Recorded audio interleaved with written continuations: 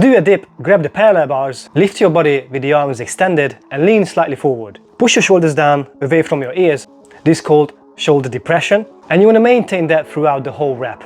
This is the safest position for your shoulders, and we never want to do dips with collapsed shoulders. Bend your elbows and start lowering your body until your upper arms are parallel to the ground or slightly below your elbows. Press through your palms to return to your starting position. If your shoulders are collapsing, you may need to do some specific work in form of a shrug.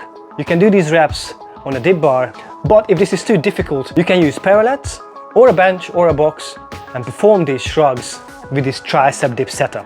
When you're doing dips, to really put emphasis on your chest, you really need to maintain that forward lean with your chest up, because if you're too upright, that's completely a different exercise. That variation is used to target your triceps a bit more directly, but overall that's less effective when it comes to building strength and muscle in your chest. Try to stay in that lean even when you press up from your dip and maintain that strong chest-focused position. Now the dip is a basic exercise in calisthenics, but that doesn't mean that it's easy. So let's go through the progressions. The very first step is the tucked tricep dip. With this variation, you have your feet supporting you, making the exercise easier. As you get stronger, you can start extending your leg, which will increase the difficulty. And the final progression is when you can put your feet on a box or some sort of elevation, so putting even more of your body weight on your hands and perform the feet elevated tricep dips.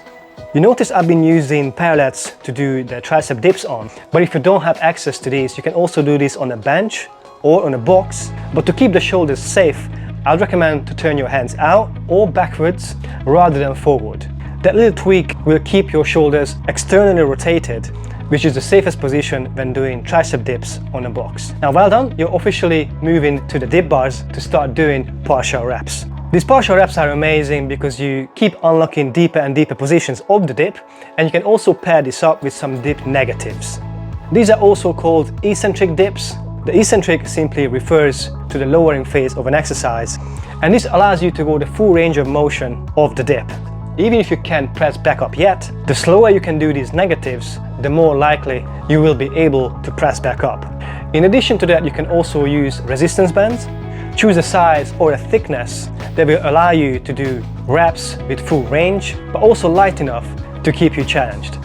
The final step to master the dips is to do them on rings. Just like we discussed with the ring push-ups, that stability component will take your muscles to a whole new realm and will keep you challenged. Just as an extra tip, I like to mention about the width of the dip bars. If they are too wide apart, the exercise will be very challenging and it's pretty uncomfortable as well. So if your bars are adjustable, then make sure you have them about shoulder width apart rather than too wide. Now some gyms have those angled dip bars. If you use those, just be sure to face outwards and not towards its attachment point, so you have space for your chest to be able to do that forward lean that we just discussed. Plus that will also put your shoulders into the externally rotated position, which is always going to be our preferred choice. And that's it for this tutorial. Let me know if you have any questions, and I wish you a successful journey.